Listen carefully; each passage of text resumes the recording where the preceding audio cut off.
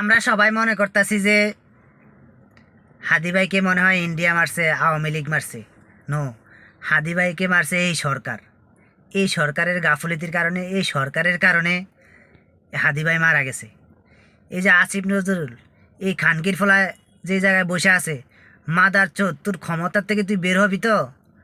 তোর ক্ষমতা যেদিনকার থেকে যাবে ওদিনকার পরে দেখবি তোর ফিসে মানুষ কীভাবে লাগে। খানকির ফুট তোর জুতা দিয়ে ফিরাইব, খানকির ফুট তুই দেশে থাকলে। মাদার চোদ, তোর কারণে আমার হাদি ভাই মারা গেছে। মাদার চোদ, তুই এই দেশে এখনো বসে আছিস বহল তবিতে। তোর তোরে জুতা ফিরা করে দেশের থেকে বাইর করার দরকার ছিল। মাদার চোদ, তোরে জিয়ানে পামু আমরা, সেখানে মারমু। বা বা মাদারি। তারপরে আমাদের যে স্বরাষ্ট্রমন্ত্রী বসে রয়েছে, আইনমন্ত্রী, আমাদের স্বরাষ্ট্রমন্ত্রী, ওর স্বরাষ্ট্রমন্ত্রী কীভাবে হয় আমার মাথায় কাছে আসে না। ওরে স্বরাষ্ট্রমন্ত্রী বানাইছে কে? হেরো আমরা ধরবো। মাদার বোট, 2টা দিন ঘুমাইতে পারি না, রাত দিন 24 ঘন্টা। মানে কি অবস্থা আমার চোখের, মানে অবস্থা খুবই খারাপ হয়ে গেছে হাদিবার জন্য। আমার আমার বাবা মারা গেছে, তাও আমি কান্না করি নাই। হাদিবার জন্য আমার যতটুকু চোখের পানি গেছে, এতটা খারাপ লাগতেছে। এই আইনমন্ত্রী বান্দির ফুতে কয় কিভাবে জামিন হয়েছে, ওই খুনির ওই শালার ফুতে জানে না। মাদার চোদ, তুই জানাস খানকির ফলা, তুই তুই তো ওই এই জজে ওরে রায় দিয়া খালাস করছে, জামিন দিছে, ওই শালার ফুতের তো তুই নিয়োগ দিছ। বান্দির ফুত তুই জানাস না? মানে 5 তারিখের পরে তো ওরে তুই নিয়োগ দিছস। কাইসার কামাল একটা, তুই শালার ফুত, তোর বিষয় আমরা খবর নিতে আসি। মাদারি, তোকে যেখানে পামু ওখানে জুতা দিয়ে বিড়ামু। মাদার চোদ, কোনো সুশীলতা চলবে না।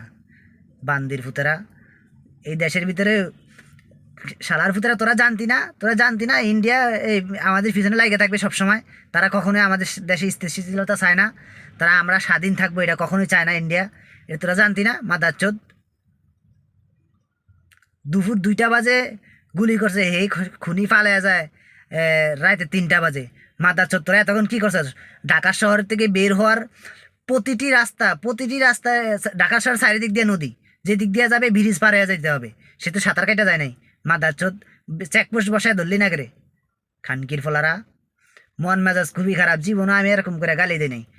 খুবই খারাপ লাগতেছে। এই স্বরাষ্ট্রমন্ত্রী, স্বরাষ্ট্র উপদেষ্টা, তারপরে আসিফ নজরুল, পুরো সরকারটাই তো অথর্ব। এই ইনুস মাদার চোদ, এই খানকির ফলায় কি করছে? খানকির ফলায় বিদেশে বসে বসে কি করে আমরা জানি না রে। মাদার চোদ, মদ গাঞ্জা ইয়াবা এগুলা খাইছত। মাদার চোদ এসে দেশের সরকারে বসে, যেই কটা এখন বর্তমান আছে, একটা তো জুলাই আন্দোলনের কোনো সম্পর্ক নাই। মাদার চোদ, জুলাই আন্দোলনের জাগো রক্তের বিনিময়, জাগো আত্মত্যাগের বিনিময় তোরা ক্ষমতায় বসেস। মাদার চোদ, তোরা এই তাদের নিরাপত্তা দিস না। মাদার চোদ, প্রত্যেকটা জুলাইতে যারা আন্দোলন করছে সব দিনের মাথায় বন্দুক ঠেকানো আছে, শুধু ট্রিগারটা চাপ দেওয়ার বাকি আছে। মাদার চোদেরা, তোরা তাদের নিরাপত্তা দেস না। ইন্ডিয়ার দোষ দিবি না, আওয়ামী লীগের দোষ দিবি না। মাদার চোদ, তোরা খুন করছস, তোরা তাদেরকে নিরাপত্তা দিতে পারস নাই। তোরা তাদেরকে জামিন দিয়ে দেয়, খুনিদেরকে জামিন দিয়ে দিয়ে, আওয়ামী লীগের জামিন দিয়ে দেস তোরা। মাদার চোদ, বড় বড় যারা কিলার এদেরকে জামিন দিয়ে দেস তোরা। আবার তোরা কিছু হইলে আওয়ামী লীগের দোষ, কিছু হইলে ভারতের দোষ। তোরা নিজেরা ঠিক হয়েছিস, তোরাই মাদার চোদেরা, খানকির ফলারা। মানে তোর পাইলে জুতা দিয়ে ফিরাম। মাদার চোদেরা, শেষ একটা কথা বলতে চাই, এ আসিফ নজরুল বান্দির ফুত, তোরা সবাই শুনে রাখ, এবং ভারতীয় এজেন্সির যেসব লোকেরা বাংলাদেশে বসবাস করস, তোরা সবাই লেখা রাখ এবং শুনে রাখ, নিঃশেষে যে প্রাণ করিবে যে দান, ক্ষয় নেই তার ভয় নেই। বুঝেছিস? আমরা সবাই হাদি।